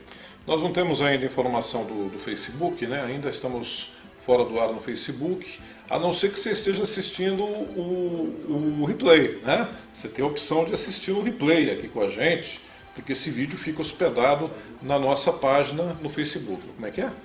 Está no YouTube. Está no YouTube, Você que está vendo pelo YouTube, fica fácil também você estar assistindo a nossa transmissão ao vivo pelo YouTube. Agora são 21 horas e 2 minutos, 21 horas e 2 minutos. Daqui a pouco nós vamos apresentar para você aquela reportagem especial, não é, Renan? Aquela reportagem do nosso amigo, né? do nosso querido Geninho. Alô, Geninho! Daqui a pouco tem a sua reportagem aqui, ao vivo, no nosso Néder Especial. O mestre Geninho é um músico de muita qualidade, é professor de capoeira, é mestre do samba, mestre da cultura caipiracicabana. Daqui a pouco uma reportagem muito legal, muito bacana com o nosso querido mestre Geninho. Você que está assistindo o programa agora, hoje é véspera de feriado, você está com pressa de dormir para acordar cedo amanhã? Amanhã você não trabalha, amanhã é seu dia, é dia do trabalhador. Viva os trabalhadores brasileiros e os trabalhadores de Piracicaba, né? A gente está aí sempre procurando, evidentemente, incentivar todas essas pessoas que estão realmente lutando aqui em prol do crescimento do nosso Brasil. Estamos de volta no Facebook, já resolvemos o problema. Tem alguém que não gosta do Corinthians no Facebook? Eu constatei isso, Renan. Renan, vamos verificar isso. Os nossos investigadores de plantão, pede para eles investigarem. Toda vez que nós vamos mostrar o gol do Rodriguinho, o gol do Jadson, aquela pintura do Rodriguinho, toda vez cai a transmissão no Facebook e fica só no YouTube. Tem alguém no Facebook que não gosta do Corinthians, mas se você perdeu isso daí, não se preocupe, vai estar gravado, você vai assistir, vai estar hospedado esse vídeo aí na nossa linha do tempo no Facebook e vai estar hospedado também no canal Néder Especial no YouTube, então fica fácil, né? Fica fácil, porque no YouTube não cai. O YouTube não cai no Facebook. Tem alguém, justo na hora do gol do Jadson, eu presto atenção, falo, olha que beleza esse show do Rodriguinho, olha a sequência de drible do Rodriguinho, cai a transmissão no Facebook. Ah, não dá. Tem alguém que não gosta do Coringão aí, viu? Tem, eu desconfio que seja algum palmeirense que tenha não sei, aí eu não posso. Eu estou dizendo que eu acho. Né, pode ser um ponte pretano também, ué. Não é verdade? Pode ser. Alô, querido Renato Ferreira, grande jornalista, um grande amigo, o Renato Ferreira, jornalista dos bons, hein? Tem história no jornalismo de Piracicaba, Radiodifusora, Jornal de Piracicaba. O Renato Ferreira está em Osasco, na audiência aqui do nosso Néder Especial pela internet. Grande abraço a você, viu, Renato? Gente, vamos fazer o seguinte agora, meu caro Ivan Galvão. Vamos atualizar as informações, vamos mandar aquele abraço especial para essa querida figura humana que está sempre nos mandando recados aqui. E as pessoas às vezes confundem o nome dele. Porque o nome dele, como é que é a pronúncia mesmo, Renan? Michel. Não é Michel e não é Michele, até porque ele é homem. É Michel. É um amigo, querido amigo nosso, descendente da colônia árabe, assim como eu. É Michel, a pronúncia correta é Michel. Vamos mandar um abraço para o Michel. Um abraço, Michel. Querido Michel, sempre nos assistindo, um grande abraço para você. Vamos preparar para finalizar essa transmissão? Agradecendo o carinho, a sua atenção, a sua enorme amizade, meu querido amigo, minha querida amiga. Você que não assistiu esse vídeo inteiro, você pode assisti-lo no Facebook, vai estar hospedado nas nossas páginas no Facebook. E também no YouTube, você entra ali no canal Néder Especial do YouTube, você vai poder assistir essa transmissão, tá? Foi ao vivo, mas agora, ao encerrarmos a transmissão ao vivo, você vai poder acessar essa gravação tanto no YouTube quanto no Facebook. No YouTube, faça a sua inscrição para você acompanhar as nossas atualizações com mais facilidade, para você saber exatamente tudo o que está sendo feito. Atualize a sua inscrição no canal Néder Especial do YouTube e fique realmente sabendo de tudo, tá legal? A seguir nós vamos transmitir a reportagem com essa grande figura, esse grande mestre da cultura piracicabana, o nosso querido mestre Geninho. Você vai conhecendo um pouco mais o Geninho, a sua defesa incansável pela cultura caipiracicabana, o seu trabalho em prol da capoeira. Ele que é professor de capoeira, tem um trabalho importante com um grande número de crianças, o que é realmente louvador. Tem também a obra do Geninho na música popular, no samba, enfim. Você vai conhecer mais o trabalho do nosso querido mestre Geninho na edição que vem a seguir de uma entrevista que fizemos com ele aqui nos estúdios do nosso Néder especial, estúdios da Néder Produções. Aliás, eu estava procurando o CD do Mestre Geninho, mas vai aparecer daqui a pouco aí, né? Vai aparecer o CD do Mestre Geninho, deixa eu ver aqui. Deixa eu ver, olha lá, olha, aqui é a capa do CD do Mestre Geninho, a capa do CD do nosso querido Mestre Geninho, o nosso querido Eugênio Morato de Jesus, o caipiracicabano Mestre Geninho, que vai estar com a gente agora nessa entrevista que foi já gravada, que você vai assistir na íntegra aqui no nosso Néder Especial. Meu caro Ivan Galvão, um grande abraço a você, as suas considerações finais nessa noite de domingo, 30 de abril de 2017, último dia do mês de abril. Amanhã começa o mês 5, amanhã é dia 1º, amanhã é o dia do nosso querido trabalhador, é o dia de todos. Alexandre, foi uma alegria participar contigo aqui dessa transmissão, usando essa nova plataforma. Eu desejo a você todo sucesso. Você é um jornalista, um profissional competente, que procura sempre a melhor forma de transmitir, de interpretar os fatos, de transmitir as notícias, de opinar. Eu acho que isso é importante. Eu quero cumprimentar a toda a equipe e desejar a você todo o sucesso e toda a felicidade do mundo, que você merece pela sua dedicação e por tudo aquilo que você faz pela comunicação na cidade de Piracicaba. Forte abraço a você e a todos da equipe.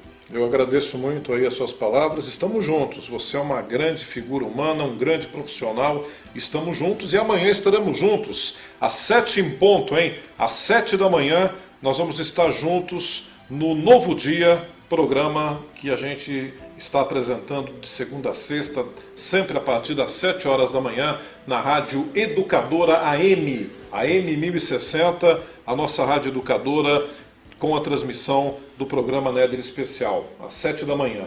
A gente vai trazer amanhã as informações da cidade, da região, do Brasil e do mundo. Eu não posso terminar o programa de hoje sem antes fazer aqui uma citação especial ao meu querido amigo o Aldo Fio Rocha, que é do Sindicato dos Bancários de Piracicaba e região. É diretor do sindicato, é uma pessoa que eu conheço há muito tempo, tem um trabalho muito importante aqui em Piracicaba. E o Aldo ontem mandou uma mensagem que infelizmente não deu tempo da gente ler, porque eu só vi a mensagem do Aldo ao encerramento do programa de ontem. O programa ao vivo tem esses problemas às vezes, a gente não consegue ter acesso na hora a todas as mensagens e isso dificulta um pouquinho a atualização das informações e tal, mas a gente está aprimorando isso também para melhorar esse serviço também para você, meu amigo, minha amiga. Mas o Aldo mandou ontem a seguinte mensagem: parabéns pelo programa e oportunamente agradeço a cidade de Piracicaba que me acolheu há 42 anos e traz exatamente no dia 1º de maio de 1975. Abraços a todos, principalmente aos amigos do Sindicato dos Bancários. Então o nosso abraço ao Aldo. O Aldo está dizendo aqui que Piracicaba o acolheu há 42 anos atrás, justamente em um dia 1º de maio. Amanhã, dia 1º de maio, dia do trabalho, o Aldo faz 42 anos de vida em Piracicaba. Sucesso a você, Aldo, você que é um grande mestre do Sindicato dos Bancários, é um sindicalista muito respeitado, um querido amigo de todos gostam muito de você, eu sei, e a gente tem aí boas recordações também das nossas conversas, nosso convívio. É um profissional muito bacana, é uma grande liderança com toda certeza. O reconhecimento nosso ao Aldo e a toda a sua família, seus amigos, enfim. Abraço também aí a todos que estão nos assistindo nesse momento no Sindicato dos Bancários, a todos os referentes aí a essa data importante. Amanhã, 1º de maio, é claro, é uma data que enaltece a força do trabalhador brasileiro. Gente, fechando o programa de hoje, o nosso abraço mais uma vez a você, obrigado pelo carinho da sua atenção, fique com Deus, voltaremos amanhã, se Deus quiser, com mais um live, ou uma live ao vivo aqui na internet, tá bom? Aquele abraço, fica com Deus, fique com a gente. Na sequência, assista a entrevista que estaremos apresentando na sequência com o nosso Mestre Geninho. Não perca! Fique com Deus, até, tchau, valeu! Olha, estou recebendo com muita satisfação o meu amigo Geninho, o mestre Geninho, o querido Eugênio Morato de Jesus, um dos grandes nomes da nossa música, hoje fazendo uma apresentação especial para a gente, falando um pouco da sua carreira. Tudo bem, Geninho? Boa noite. Tudo bem, graças a Deus. Boa noite a todos, né? A gente agradece esse apoio cultural, mantendo a nossa raiz de Piracicaba. E você está se classificando aqui no CD Caipiracicabano. Você realmente é da Gema, né, Geninho? Eu sou da Gema, nasci Gema. na Vila Resende, né? Aquele tempo que era só terra, nossa Inhoquim, era só terra, né? A época tinha cavalaria, que aquela polícia cavalaria. Então, aquela época que a Vila Resende tinha as valetas, aqueles campos que a gente jogava bola, né? O campo do Central. Então, eu sou dessa época do trem e do bonde. E você é sobrinho do grande Parafuso. É, meu tio Parafuso, né? A minha mãe Sebastiana Cândido e meu tio Parafuso Antônio Cândido, né? Antônio Cândido Parafuso. Sim, aí... Que dá nome à praça. A Praça Parafuso, em homenagem. Parafuso, A gente agradece também toda essa batalha, né? Essa conquista da Praça Parafuso para manter nossa cultura. Verdade. Hoje tem grandes eventos na Vila Resende. Vai ser aonde? Ah, vai ser na Praça do Parafuso. Já ficou um marco ali, né? Sim. Um local popular, muito querido da cidade. E para quem não sabe, é homenagem ao Antônio Cândido Parafuso, que era da área artística também. Sim, cantava cururu, versos improvisados, né? Aquela toada, Oi Dandá, né? Muito brincalhão, né? E tinha tanta desenvoltura que os versos vinham assim, né? Com facilidade, né? Para ele. Ô Geninho, você começou quando a música? Já está no sangue da família, no DNA de vocês, essa questão artística. Mas como é que despertou para você a música, a paixão pela música? Eu fui uma criança que... Meu pai tocava cavaquinho, o seu Benedito. Meu tio Bidi tocava viola. Meu tio Parafuso, cururu, verso improvisado. Então fui uma criança e fui crescendo, vendo a raiz, né? E a raiz ela continua, também veio o meu filho, né, o Geninho Morato, que também já veio mais um solo para ajudar a gente, para manter nossa cultura caipiracicabana. Todos cantando MPB, as músicas da cidade, da raiz, da história, o bom samba, né? Sim. O bom samba, a sua essência é o samba. Eu sou um partideiro, né, um sambista.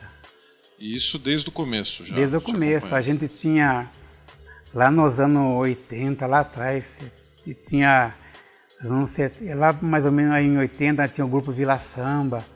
Era eu, o Ditinho, o Dimas, o Cal, Evaldo, a gente, né, fazia o Mauro no violão, nós tinha o grupo Vila Samba e a gente, né, tocava muito Partido Alto, mantendo a raiz da cidade, na Rodoporto.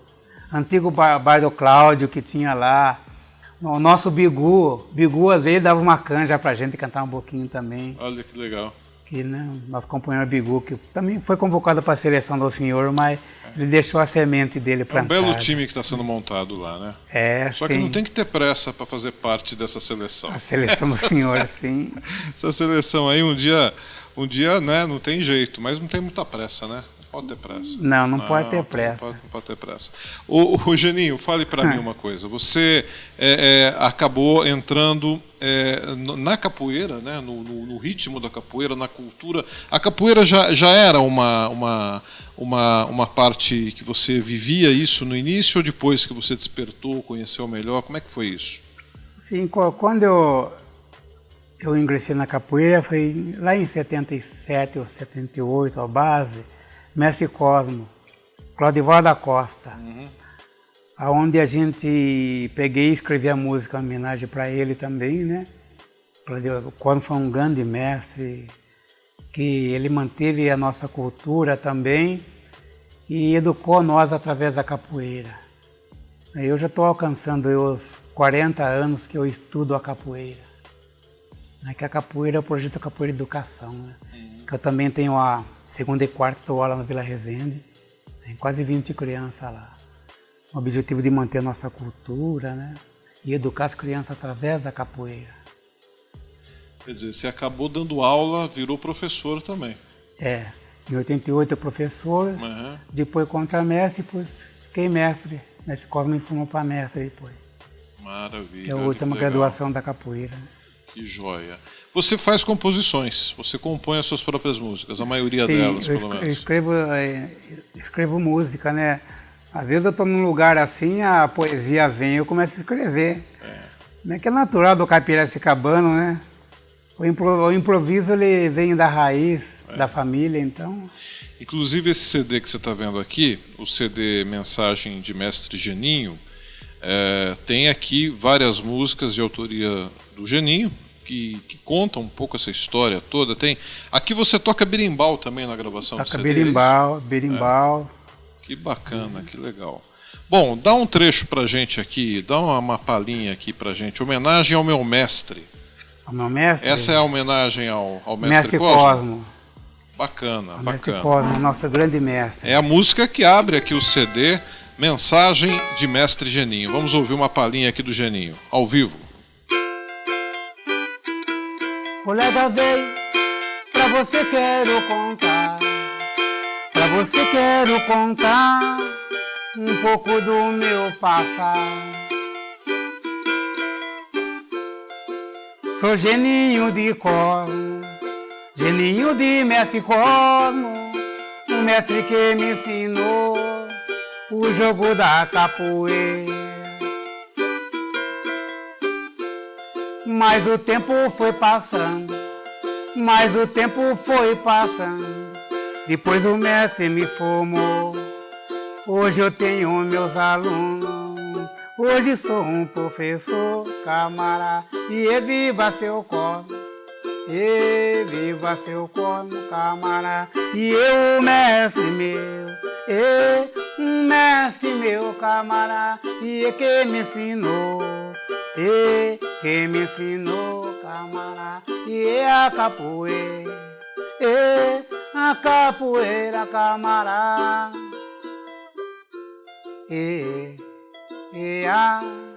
Quanta saudade me dá. O tempo que passou não vai mais voltar. Eu pisei aqui em Saruê.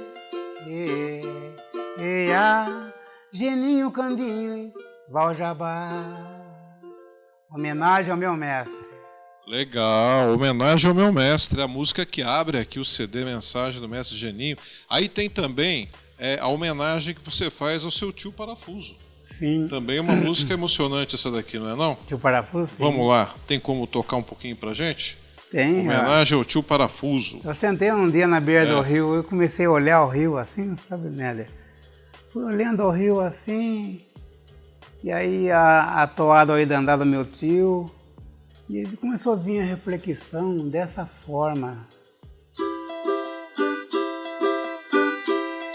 Minha moçada boa, Parafuso vai cantar. Oi, danda, oi, danda. Senhoras e senhores, pra você quero falar. Tô vendo o rio Piracicaba, todo mundo a pescar. Tem mandipiaba, também tem corimbacá. Amigo que aqui estão, a pescaria vai ser boa, e depois nós vamos assar. E rapaziada, depois nós vamos assar. Oi, danda, oi, danda. Senhoras e senhores, pra vocês quero falar. Tá pegando o peixe bom, lá perto do bambuzá. Eu peguei vara, minhoca e também desci pra lá. Tanto peixe que lá peguei, de alegria eu dei sarto mortal. Oi, danda, oi, danda. Minhas senhoras e senhores, cheguei da sarto mortal. Oi, danda, oi, danda. Meu amigo Néder, agora vieram me falar que tá dando peixe bom lá perto do bambuzá. Oi, danda, oi, danda. É, legal.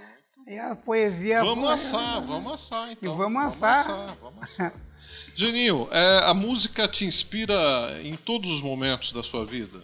Porque profissionalmente você só faz música, você tem outra atividade profissional? Ou você é músico 100%? Não. Eu dou aula em capoeira, ensino toque de berimbau. Sempre na área da música? Sempre na área da música. Você não está fora da música em nada. Toda a sua vida profissional é só na área artística da música? Todo dia ou tocando, dando aula, é isso? Todo dia eu estou fazendo cantigas. Olha que legal. Cantigas culturais. Todo dia eu estou sempre mexendo nas cordas, todo dia. Eita, que é normal. Né? Joia. Assim vamos caminhando. Muito bom. Piracicaba é uma cidade que é um celeiro de grandes nomes das artes, né?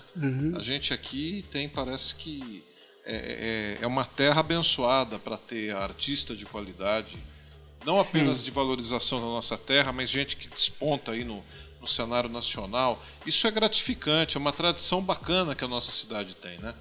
Isso estimula, inclusive, as pessoas se dedicarem mais à causa artística, né, ou não?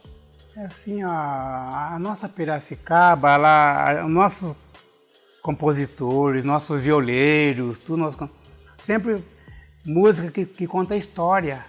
Né? E história é bom. Por que história é bom? A história ela é educativa para nossas crianças. As nossas crianças ela precisa ouvir história. Né? Então, é dessa forma que eu vou fazendo as minhas composições, sempre contando a história da nossa Piracicaba. Manter nossa cultura. Bacana. Olha, é um prazer ter aqui o Geninho, essa grande figura da música, esse grande mestre da capoeira, esse caipiracicabano, ele mesmo se auto-intitula aqui caipiracicabano, que é piracicabano da Gema, é da Vila Resende, conhece aí a história da cidade, sobrinho do Parafuso, uma família de gente boa para arte, para música.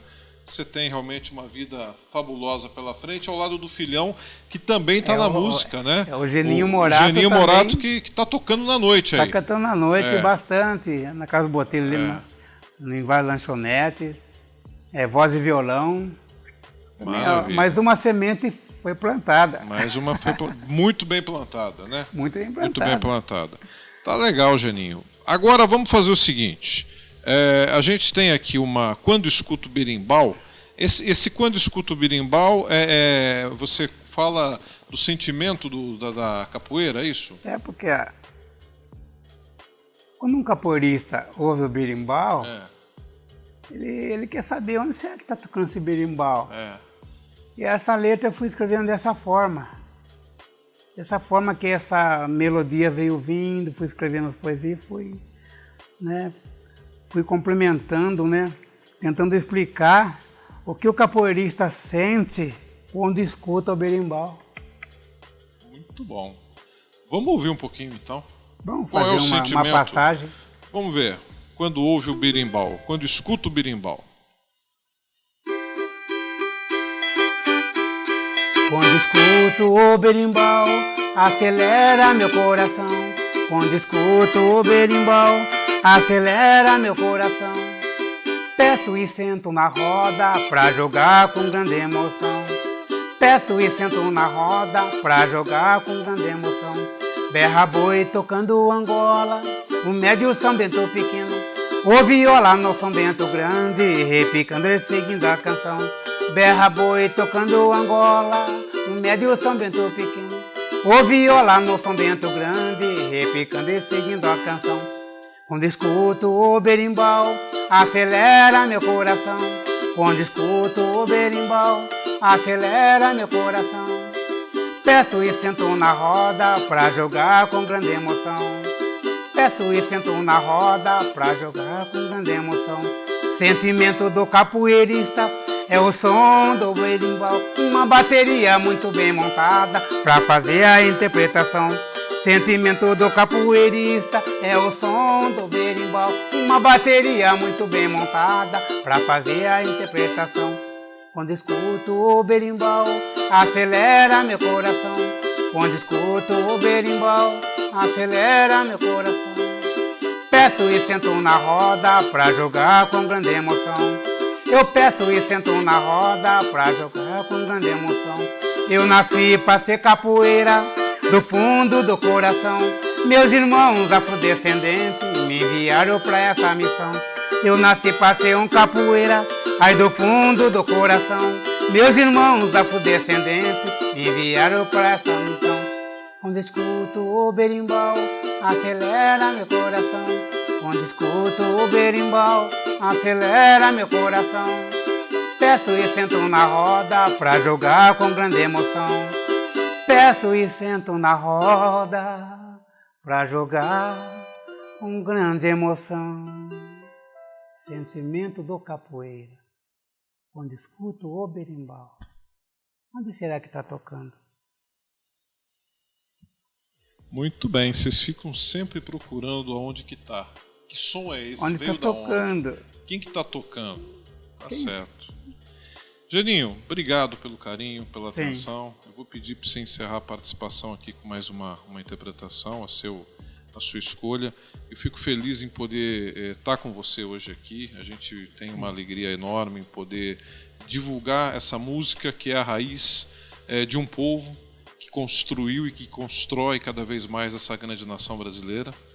E é gratificante ver o cultivo dessa cultura, a manutenção dessa história que você tem bravamente feito através não apenas do seu trabalho, mas criando seguidores, criando um raciocínio em torno disso que é importante. É a continuidade da história. Nós temos que ter história. Um povo sem história é um povo que não tem nenhum tipo de caminho a percorrer, não sabe exatamente para onde vai, porque não sabe da sua história, da sua origem. E quem cultiva a sua origem, quem sabe da sua história, vai longe, sabe aonde vai, o que tem que fazer, os caminhos que tem a trilhar. E vocês estão na trilha aí para a alegria de todos nós, viu? Sim. E a nossa Piracicaba precisa de mais jovens para manter a sua raiz, a nossa cultura. Quando a gente chega aí em outro estado, fala de Piracicaba, a nossa cidade, ela é, sabe, homenageada, ela é Piracicaba, os caipiracicabanos, então, sabe, é orgulho de ser caipiracicabano. Até no CD tem palavra que eu não falo você, falo você. Né? Quando escuto o berimbau, a gente não é aquela pronúncia, é a pronúncia do caipiracicabano, meu orgulho da terra, de né? ser caipiracicabano. Legal. Querido, sucesso. Sim, muito obrigado, né? Sucesso sempre, viu? Sim. E um abraço para a família toda, para o filho, para as crianças lá, que você... Sim. São quase 20 crianças já que estão sendo atendidas por você.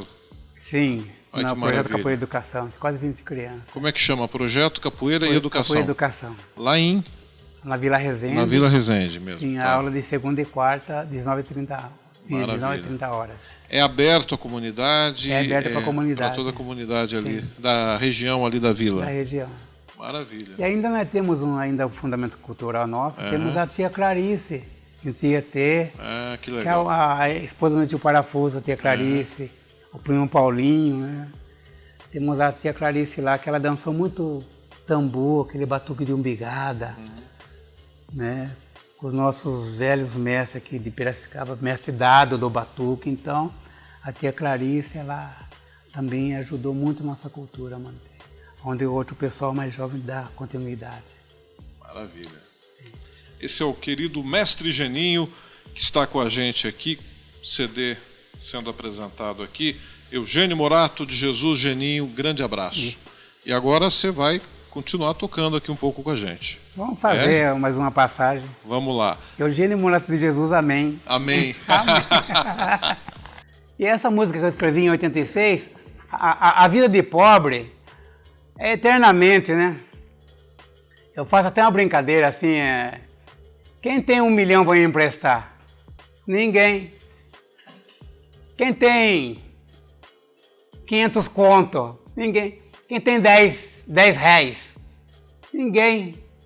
Aí a vida de pobre é dessa forma que saiu essa letra.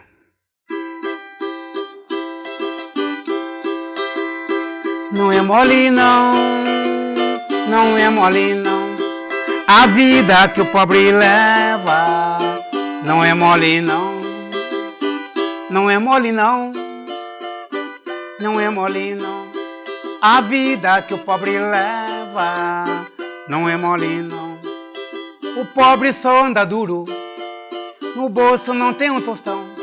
A vida que o pobre leva é pior do que a vida de um cão. O pobre só anda duro, não tem um tostão. A vida que o pobre leva é pior do que a vida de um cão. E não é mole não, não é mole não, não é mole não. A vida que o pobre leva não é mole não. Se o pobre tem dinheiro, um dinheiro contado, ele vai só gastar um pouquinho, tem que guardar o trocado. E não é mole não, não é mole não, não é mole não. A vida que o pobre leva não é mole não. De tanto pensar na pobreza que vive em uma situação, juntei algum dos meus versos em homenagem fiz esse refrão. De tanto pensar na pobreza que vive em uma situação, juntei algum do meu verso em homenagem fiz esse refrão. E não é mole não, não é mole não, não é mole não. A vida que o pobre leva não é mole não. A vida que o pobre leva não é mole não. A vida que o pobre leva não é mole não.